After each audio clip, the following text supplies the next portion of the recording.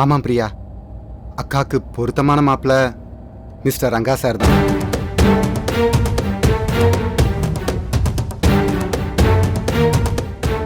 ஏய், என்ன சொல்ற? ஆமாம் பிரியா, அவர் தான் அக்கா கரெக்டா இருப்பாரு. ஐயப்பா லூசா நீ? அவர் ஏற்கனவே கல்யாணமானவரு, விடோயர். ஒரு குழந்தைக்கு அப்பா வேற. உங்க அக்காக்கு போயும் போயும் ஒரு செகண்ட் ஹேண்ட் மாப்பிள்ளையா பாப்ப? பிரியா, செகண்ட் ஹேண்டுன்ற ஒரே ஒரு காரணத்துக்காக ரங்கா சாரை நீ நிராகரிக்காத. கல்யாணம் ஆகி அவர் அவங்க ஒய்ஃபோட எத்தனை வருஷம் வாழ்ந்துட்டாரு? ஒரே ஒரு வருஷம் தானே. விடோயர் சரி, ஒரு வருஷ வாழ்க்கை சரி, கையில ஒரு குழந்தை வேற இருக்குல்ல. பிரியா, நீ குழந்தைய மைனஸா பாக்குற, ஆனா அந்த குழந்தை தான் பிளஸ்ஸே.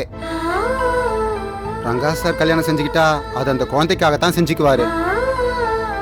அதனால இந்த கல்யாணம் எப்படி நடந்துரும்னு எனக்கு நம்பிக்கை இருக்கு. நான் என்ன பேசுறேன், நீ என்ன பேசுற? அக்காக்கு மாப்பிள்ள பாக்குறேன்னு ஏற்கனவே கல்யாணம் ஆகி கையில ஒரு குழந்தையோடு இருக்கிறவரை சொல்றியே என்ன? உன்னை மத்தவங்க கேவலமா பேச மாட்டாங்களா? ரங்கா சார முழுசா தெரியாதவங்க பேசதான் செய்வாங்க. பிரியா, நீ உன் மனசை தொட்டு சொல்லு, ரங்கா சாருக்கு என்ன தகுதி இல்ல? இவரை விட உயர்வான மாப்பிள்ளைய நாம எங்க போய் தேட? அப்படியே தேடினாலும் இவரை மாதிரி ஒரு நல்ல மனுஷன் எங்க அக்கா கிடைப்பாரா?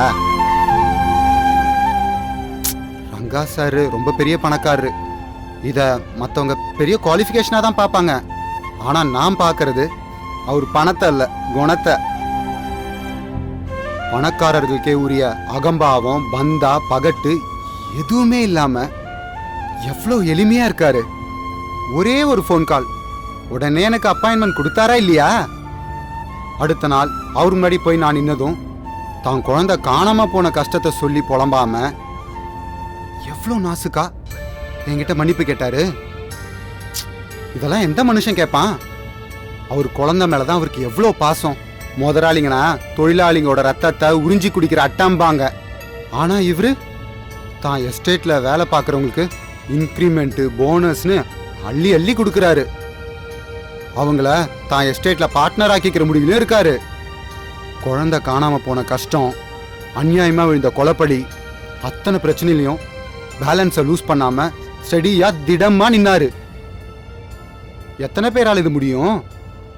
அதே சமயம் பிரச்சனை தீர்ந்ததும் அதை சந்தோஷமா கொண்டாடவும் அவர் தவறல. உடனே பார்ட்டின்னாரு. நமக்கும் ஒரு அழைப்பு, பார்ட்டியும் கொடுத்துட்டு தேங்க்ஸும் சொன்னாரு.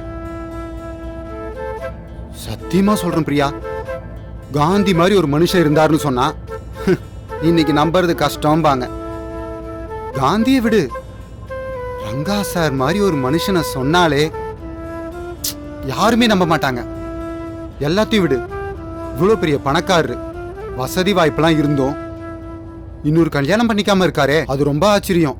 அப்போ அவர் பூர்ணி அக்காவை மட்டும் கல்யாணம் பண்ணிக்க சம்மதிப்பாருன்னு இப்படி நீ நினைக்கிற? அது நம்மளோட சாமர்த்தியம். நாம நம்மால முடிஞ்ச முயற்சியை பண்ணி ஸ்டெப் எடுப்போம். முடிச்சு வைக்க வேண்டியது அது அந்த ஆண்டவன் கையில இருக்கு. பூர்ணி அக்காவுக்கு ரங்கா சார் மாப்பிள்ளைன்னு நீ நினைக்கிற, ஆனா அவர் மனசுல வேற ஏதாவது எண்ணம், வேற ஏதாவது பொண்ணு இருந்தா?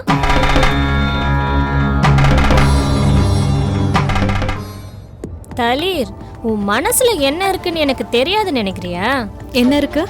உனக்கு உங்க ஐயா மேல ஆசைப்படுறதுக்கு ஒரு தகுதி தராதரம் வேணும். அப்படியா? நம்ம மனசுல 1000 இருக்கும், அவர் மனசுல என்ன இருக்கோ. அப்போ உன் மனசுல உங்க ஐயா இருக்காரு, கரெக்டா? அப்படி ஒரு மனசுல யாராவது இருந்திருந்தா இத்தனை காலம் ஒரு காலம் கடத்திருக்க வேண்டிய அவசியமே இல்லையே. எப்பவோ அந்த கல்யாணம் முடிஞ்சு போயிருக்குமே. நீ சொல்லு, அவருக்கு அப்படி வேற ஏதாவது பொண்ணு இருக்கா?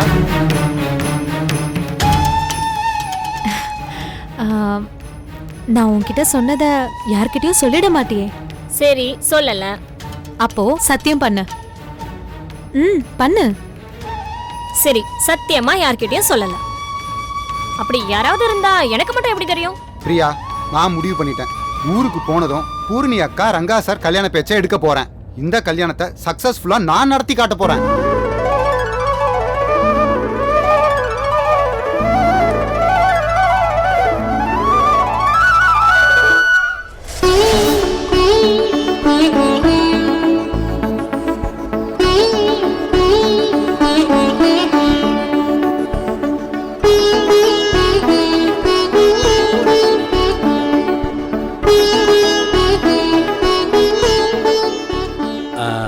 விநாயகம் வேலை விஷயமா ஹைதராபாத் வரைக்கும் போயிருக்கான். ஆனால் நேற்று நைட்டே வேலையெல்லாம் முடிச்சுட்டு புறப்பட்டுட்டேன்னு ஃபோன் பண்ணான். அநேகமாக இந்நேரம் வந்துடுவான். காயத்ரி எப்படி இருக்கா? சந்தோஷமா தானே இருக்கா? மறு வீட்டுக்கு கூட்டிட்டு போறதுக்கு வந்த சம்பந்தி அம்மா அப்பாவை ஹாஸ்பிட்டல் கூட்டிட்டு போயிட்டு திரும்பி வரதுக்குள்ள அவசர அவசரமா அவங்க பொண்ணை கூட்டிட்டு போயிட்டாங்க. அதுக்கப்புறம் நீங்க வந்தீங்க. சொல்றேன்னு தப்பா எடுத்துக்காதீங்க. நீங்க கூட மாப்பிள்ளை பார்த்து நேருக்கு நேரா வீட்டுக்கு வாங்க மாப்பிள்ளைன்னு ஒரு வார்த்தை கூப்பிடல. அப்போ என் பிள்ளை கோபம் இருக்குமா இருக்காதா? அப்படி இருக்கும்போது அவன் எப்படி உங்க வீட்டுக்கு மறு வீட்டுக்கு வருவா? தாமரை, நடந்ததே எதுக்கு திரும்ப திரும்ப பேசிக்கிட்டு? பேச வேண்டியதை பேசுவோம். என்ன நடக்கணும் என்ன நடக்க கூடாதுங்கிற முறை கூட அவருக்கு தெரியாது. அது கூட நாம சொல்லி கொடுக்கணுமா? இத பாரு, விஷயம் இல்லாம சம்பந்தி நம்ம வீட்டுக்கு வரமாட்டாரு. எதுக்காக வந்திருக்காருன்னு முதல்ல அவர் சொல்லட்டும். அவரை பேச விடு. என்னங்க இது அநியாயமா இருக்கு? அவரை பேசக்கூட நானா புடிச்சு வச்சிருக்கேன்? என்னையே சும்மா குத்தம் சொல்லிட்டு இருக்கீங்க. பேசுங்க, எவ்வளவு நேரம் வேணாலும் பேசுங்க, நாங்க கேக்குறோம். எனக்கு இந்த பொடி வச்சு பேசுறது, உள்ளார்த்தம் வச்சு பேசுறது, சுத்தி வளைச்சு பேசுறது இதெல்லாம் எனக்கு பிடிக்காது. பேசவும் தெரியாது. நான் ஸ்ட்ரைட்டா விஷயத்துக்கு வந்துடுறேன். மறுவீடு அழைச்ச விஷயத்துல சம்பந்தியமா எங்களை குறை சொல்றாங்க. சொல்லட்டும், அது அவங்க உரிமை. ஆனா தப்பு யார் மேலன்னு மனசாட்சி அவங்களையே கேட்கும். இத பாருங்க. இருங்க, நான் சொல்ல வந்ததை முழுசா சொல்லிடுறேன். என்ன கொஞ்சம் பேச விடுங்க.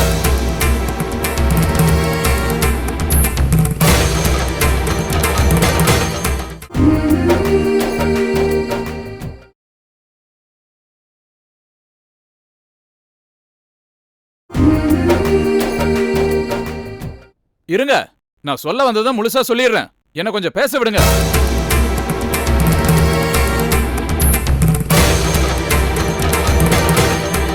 நீங்க சொல்லுங்க சம்பந்தி.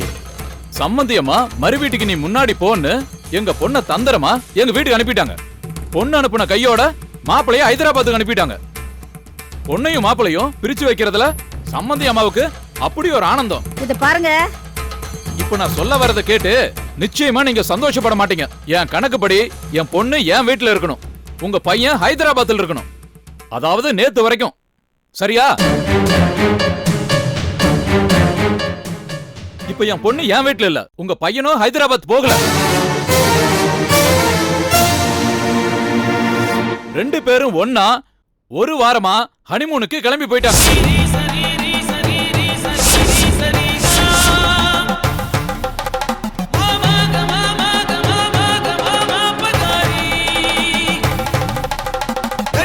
எங்க வீட்டுல எல்லாருக்கும் தெரியும். நாங்க சம்மதிச்சுதான் பொண்ணையும் மாப்பிளையும் அனுப்பிச்சு வச்சோம். இது எவ்வளவு கேவலமான விஷயம், வெக்கக்கேடான விஷயம். பொண்ணையும் மாப்பிளையும் ஹனிமூனுக்கு ஏன் திருட்டுத்தனமா அனுப்பணும்? அது என்ன பஞ்ச பாதகமா இல்ல கொலை குத்தமா?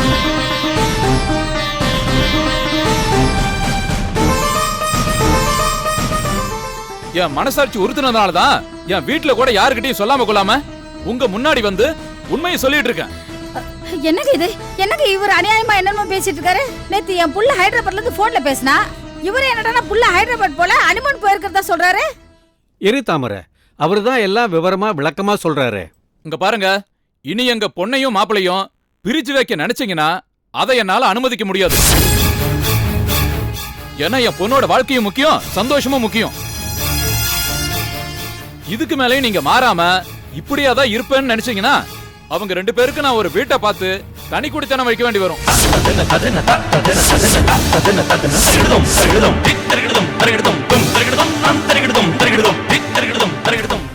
அதுக்கு நான் தயாரா இருக்கேன். இதையும் நான் அந்த ஹனிமூன் மேட்டர் மாதிரி ரகசியமா செய்ய விரும்பல. அதனாலதான் முன்கூட்டியே இந்த விஷயத்தை நான் உங்ககிட்ட சொல்ல வந்தேன். சொல்லிட்டேன், கிளம்புறேன்.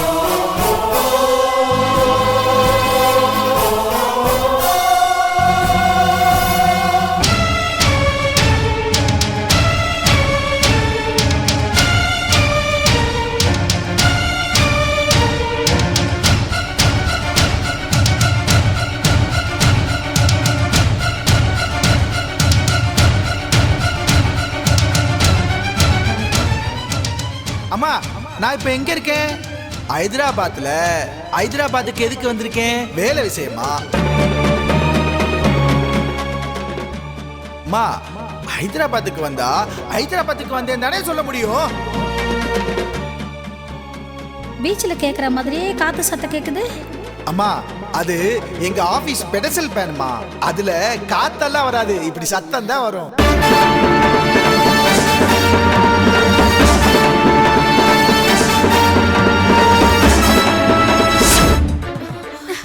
அக்கா அக்கா ஹனிமூன் முடிச்சு வந்துட்டியா? ஹனிமூன்ல எப்படி இருந்துச்சு? சூப்பரா இருந்துச்சா? இன்னைக்கு கூட அம்மாவும் நானும் உன்னை பத்தி தான்க்கா பேசிட்டு இருந்தோம். ஆமா, ஏன் இவ்வளவு சீக்கிரம் வந்துட்ட? மாமா ஹனிமூன்ல போதும்னு அமுச்சு வச்சுட்டாரா? செலவாகும்னு பாத்துருப்பாரு கஞ்சூஸ் மாமா. சரி சரி பேக் கொடு. அம்மா அக்கா வந்துட்டா.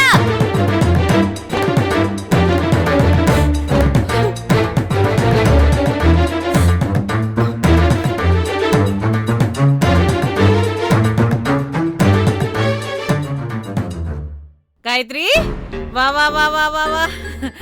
என்னடி நீ வந்தது வராதமா நடு வீட்லயே உட்காந்துட்ட? பிரயாண கலப்பா? இருக்கும் இருக்கும் இருக்கும். ஆமா, மாப்பிள்ளை எங்க? ஆட்டோக்கு மீட்டர் பார்த்து பணம் கொடுத்துட்டு இருக்காரா? அக்கா 3 நாள் தானே போனேன். 3 நாளுக்கு மூணார் வரைக்கும் போகணுமா? 3 + 6 9 நாளாவது இருந்துட்டு வந்திருக்கணும். நாளா ஹனிமூன் போயிருந்தா 3 × 6 18 நாள் இருந்திருப்பேன். ஏய், முதல்ல உனக்கு கல்யாணம் ஆகுதான்னு பாரு. எப்ப பாரு லொட லொட லொடன்னு பேச்சு. இவ்வளவு வாய் பேசினா எவண்டி கட்டிக்குவான்? அம்மா அதெல்லாம் அந்த காலம். வாய் பேசாம கால் பெருவிரலால கோலம் போட்டுட்டு இருந்தா அந்த கேப்ல வரவன் அடுத்த ஃபிகர் உஷார் பண்ணிட்டு கூட்டிட்டு போயிடுவான்.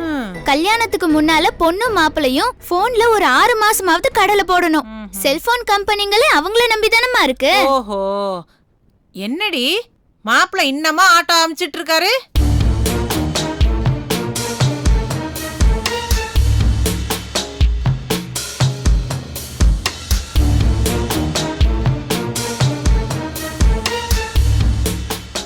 சரிக்கா, மூணார்ல இருந்து எனக்கு என்ன வாங்கிட்டு வந்த? ஹனிமூனுக்கு போனவங்கள டிஸ்டர்ப் பண்ண கூடாதுன்னு தான் ஃபோன் பண்ணி அதை வாங்கிட்டு வா இதை வாங்கிட்டு வான்னு நான் எதுவும் சொல்லல. காயத்ரி, ஆட்டோவையும் காணும் வீட்டுக்காரரையும் காணும். என்னடி பேச மாட்டேங்கிற?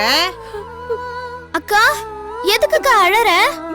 ஹனிமூன்ல உனக்கும் மாமாவுக்கும் ஏதாவது தகராறா? அம்மா தகராறுக்கு சின்னரா வருமா இல்ல பெரியரா வருமா? இப்ப இது ரொம்ப முக்கியமாடி. என்னடி மாப்பிள்ள உன்னை இங்க அமிச்சிட்டு அவர் அங்க போயிட்டாரா? ஆமா, அவர் அங்கதானே போகணும். ஹைதராபாத்க்கு போறதா அவங்க வீட்ல போய் சொல்லிட்டு ஹனிமூனுக்கு போனவரு அந்த பொய்ய கண்டினியூ பண்ண வேண்டாம்? காயத்ரி, உன்கிட்ட நான் ஹனிமூன் போனப்ப என்ன சொல்லி அனுப்பிச்சேன்? 2 பேரும் திரும்பி வரப்ப ஒன்னா அவங்க வீட்டுக்கு போகணும், இல்ல நம்ம வீட்டுக்கு வரணும்னு சொல்லி அனுப்பிச்சேனா இல்லையா?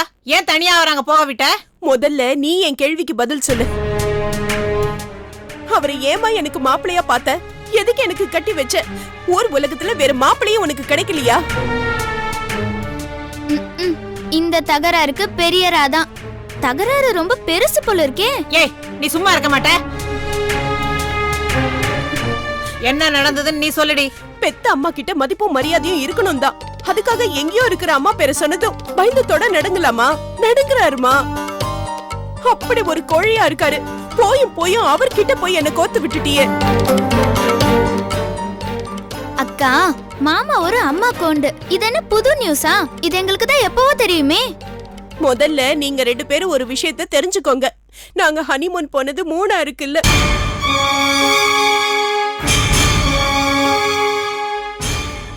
நீங்க டென்ஷன் ஆயிடக்கூடாதுன்னு தான் போன் பண்ணப்போ மூணாறுன்னு போய் சொன்னேன்.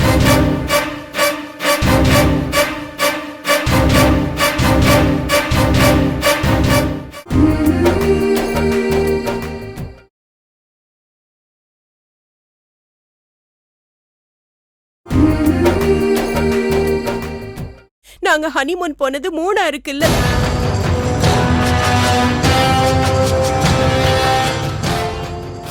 நீங்க டென்ஷன் ஆயிடக்கூடாதுன்னு தான் போன் பண்ணப்போ மூணாறுன்னு போய் சொன்னேன். மூணாறு இல்லனா அப்ப 2ஆரா? அடையாறு. அதை தாண்டி மகாபலிபுரம் மரக்காணம் பக்கத்துல கணபதி செட்டிக்குளம். என்னடி சொல்ற? கணபதி செட்டிக்குளமா? அக்கா, அப்போ ஹனிமூன் 6 இல்ல குளம். ஆமா, அந்த குளத்துல அப்படி என்னக்கா ஸ்பெஷல்? கருவாடு ஃபிஷ் ஃப்ரை தான் ஸ்பெஷல். அங்க கடல் மட்டும் தாண்டி இருக்கு. குளத்துல கடல், இது சூப்பரா இருக்கே. அப்போ ஹனிமூன் ஃபுல்லா நீச்சல் அடிச்சிட்டு தான் இருந்தீங்களா? ஏய், நீ அட்டி வாங்க போற, சும்மா இருக்க மாட்டே நீ. கணபதி செட்டி குளத்துக்கு போனாலாம். ஹனிமூனுக்கு எதுக்கு அங்க போன? என்னம்மா நீ? நான் என்னமோ அவரை வற்புறுத்தி கூட்டிட்டு போன மாதிரி பேசுற? கூட்டிட்டு போனதே அவரு. காரணத்தை நீ அவர்கிட்ட தான் கேட்கணும். நீ கேட்டிருப்பில்ல, அதுக்கு என்ன சொன்னாரு அவரு? கணபதி செட்டிக்குளத்தில் ஹனிமூன். ரைமிங்கா இருக்கே. கரெக்ட். இதையும் ஒரு காரணமா சொல்றாரு. ஊட்டி கொடைக்கானலுக்கு போனா யாருக்காவது தெரிஞ்சிரும், உடனே அவங்க அம்மாவுக்கு போன் பண்ணி சொல்லிடுவாங்கன்னு அவருக்கு பயம். அதனாலதான் கணபதி செட்டி குளத்துக்கு கூட்டிட்டு போயிருக்காரு. அக்கா, மாமாவோட பிளான் அது இல்ல. கணபதி செட்டிக்குளத்துல கடல் மட்டும் தானே இருக்கு, வெளியே எங்கேயும் போய் சுத்த முடியாது, அலைச்சல் மிச்சம், ஹனிமூன் ஜாலியா சந்தோஷமா கழியுமே. அம்மா, குடும்பத்துல மூத்த புள்ளைய கட்டிக்கிறதுல என்னென்ன சிக்கல் இருக்குன்னு நீ ஆரம்பத்திலேயே என்கிட்ட சொல்லியிருக்க. அத்தனை குடும்ப பொறுப்பும் அவங்க தலைமையில தான் விழும். தம்பி தங்கச்சி பஞ்சாயத்து இருக்கும். மூத்தவரோட சம்சாரமா நாம அத்தனையும் அனுசரிச்சு போனோம். அதுக்கு நான் வீட்டுல இருக்கிற அத்தனை பேரையும் புரிஞ்சுக்கணும். இது நீ எனக்கு சொல்லி அனுப்பிச்சது. மத்தவங்கள புரிஞ்சுக்கிறதெல்லாம் அப்புறம். முதல்ல இந்த 3 நாள்ல என் புருஷனை புரிஞ்சுக்கலாம் தான் நான் இந்த ஹனிமூனுக்கே போனேன். போன இடத்துல நல்லா புரிஞ்சுக்கிட்டேன். வாழ்நாள் பூரா இந்த மனுஷனோட நான் எப்படிதான் குப்பை கொட்ட போறேனோ தெரியலையே. அக்கா, என்னக்கா சீரியஸாவே அழுதுட்டு இருக்க? மாமா ஒரு அம்மாக்கு உண்டு, அது ஒண்ணுதானக்கா உன் பிரச்சனை. அது தவிர வேற எதுவும் பிரச்சனை இல்லையே. அதுக்கு ஒரு அளவு இல்லையா? பீச்ல 2 பேரும் சந்தோஷமா உட்கார்ந்துட்டு இருந்தோம். அவங்க அம்மா கிட்ட இருந்து போன் வந்தது. அப்படியே எழுந்திருச்சு கை கட்டி பவ்யமா எப்படி நடுங்கிக்கிட்டே பேசினார் தெரியுமா?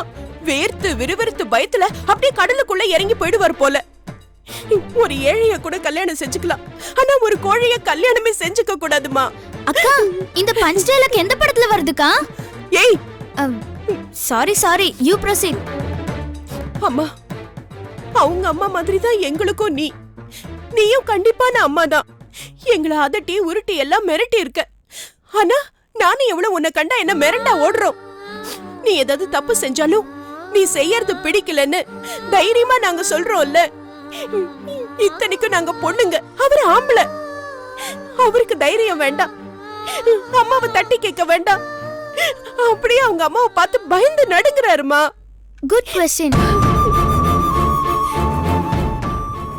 நான் ஒண்ணு அவங்க அம்மாவை கண்டிங்க தட்டி கேளுங்க உறவை வெட்டிக்கிட்டு வாங்கன்னு சொல்லல. ஆம்பளையா லட்சணமா அம்மா நீ சொல்றதோ பேசுறதோ தப்புன்னு ஒரு வார்த்தை, ஒரே ஒரு வார்த்தை அவங்க கிட்ட சொல்லணுமா வேண்டாமா? அத கூட செய்ய மாட்டேங்கிறாரேமா. ஏண்டி, உன்கிட்ட நான் என்ன சொல்லி அனுப்பிச்சேன்? ஹனிமூன் போறது சும்மா ஜாலிக்கோ சந்தோஷத்துக்கோ இல்ல, உன் தலையெழுத்தையே இந்த ஹனிமூன் தான் தீர்மானிக்க போதுன்னு சொல்லிதானே அனுப்பிச்சேன். மாப்பிள்ளைய கைக்குள்ள போட்டுக்க, எப்படி நடந்துக்கணும்னு அவருக்கு அட்வைஸ் பண்ணு, அவர் அம்மா மேல இருக்கிற பயத்தை போக்கி அவரை தைரியசாலி ஆக்குன்னு சொல்லிதானே அனுப்பிச்சேன். அத செய்யாம விட்டுட்டு ஊரை சுத்திட்டு வந்து ஒப்பாரி வச்சுக்கிட்டு இருக்க. ஐயோ அம்மா, கணபதி செட்டி குளத்துல கால் வச்ச நிமிஷத்துல இருந்து நான் அவருக்கு அந்த கிளாஸ் எடுத்துட்டு தான் இருந்தேன். அவர் எப்படி எப்படி நடந்துக்கணும்னு நீ சொல்லி கொடுத்த மாதிரியே பாடம் எடுத்த. அத்தனைக்கு பூம்பு மாடு மாதிரி தலையாட்டினாரு. நீ சொல்றது சரிதான் காயத்ரி, நீ எனக்கு மனைவி மட்டும் இல்ல, மதியோக மந்திரி. நான் வாழ்க்கையில ஜெயிச்சா எனக்கு முன்னால மட்டும் இல்ல, பின்னால மட்டும் இல்ல, பக்கவாட்டுல எல்லா பக்கமும் நீ தான் இருந்தேன்னு நான் மேடை போட்டு சொல்லுவேன். நீ சொன்ன மாதிரியே நடந்துக்கிறேன்னு சொன்னாருமா. என்கிட்ட சத்தியம் கூட பண்ணாரு. ஊருக்கு போனதும் 2 பேரும் ஒன்னா நம்ம வீட்டுக்கு போவோம், அம்மா நம்ம விஷயத்துல தலையிடவே மாட்டாங்க, நான் அதுக்கு அனுமதிக்கவே மாட்டேன். நேத்து வரைக்கும் தான் அவங்க அம்மா இனிமே சும்மான்னு டைலாக் எல்லாம் அடிச்சாருமா. அப்போ டைலாக் அடிச்சாரு, சென்னைக்கு வந்த அப்புறம் பெல்ட் அடிச்சிட்டாரா? ஆமா.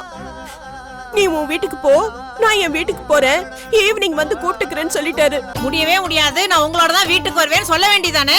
சொன்னேனே. அவங்க வீட்ல ஏதோ பிரச்சனைன்னு நேத்து அவங்க அம்மா போன் பண்ணி சொன்னதும் கிளம்பி வந்துட்டோம். அதனால இப்ப வீட்ல இருக்கிற பிரச்சனையோட நம்ம பிரச்சனையும் மிங்கிள் பண்ண வேண்டாம்னு சொல்லிட்டாரு.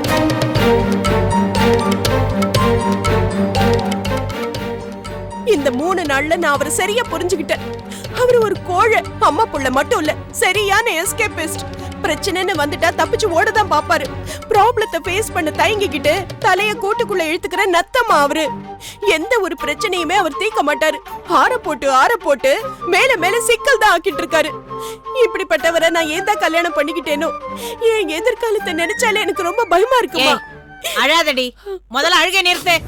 இப்ப ஒண்ணு குடிமுழுகி போயிடல, எந்த கப்பலும் முழுகியும் போயிடல. உஷாரா புத்திசாலித்தனமா நான் சொல்றபடி கேட்டு நடந்தீனா நீ பொழைச்ச. இல்லைனா காலத்துக்கு கண்ணீர் விட்டுக்கிட்டு மூலையில உட்கார்ந்துருக்க வேண்டியதான். அக்கா, கீதா உபதேசங்கிற மாதிரி இது ராஜ உபதேசம். நல்லா கேட்டுக்கோ. ஏய், நான் சொல்றபடி நடப்பதானே? உங்க அப்பா கூட எதிர்ப்பாரு, ஆனா அவர் பேச்ச இந்த விஷயத்துல நீ கேட்க கூடாது. என் பேச்சதான் கேட்கணும். அக்கா, பில்டப் எல்லாம் பலமா இருக்கு. உன் எதிர்காலத்துக்கும் வாழ்க்கைக்கும் கத்தி வரப்போகுது. யோசிச்சு தலையாட்டிக்கோக்கா. ஆமாண்டி, நான் சொல்றத கேட்காத, உன் தங்கச்சி சொல்றதே கேளு, வாழ்ந்துருவேன். நீயாச்சு உன் தங்கச்சியாச்சு, எனக்கு என்ன போச்சு? அம்மா அம்மா அம்மா அம்மா ப்ளீஸ்மா சொல்லுமா, நான் என்னம்மா செய்யணும்? சொல்றேன் கேளு. மாப்பிள்ள உன்கிட்ட சொன்ன மாதிரி இன்னைக்கு சாயந்தரம் நம்ம வீட்டுக்கு வந்து வா நம்ம வீட்டுக்கு போலான்னு கூப்பிடுவாரு. அப்படி அவர் கூப்பிடும் போது நீ அவரை கூட போக கூடாது.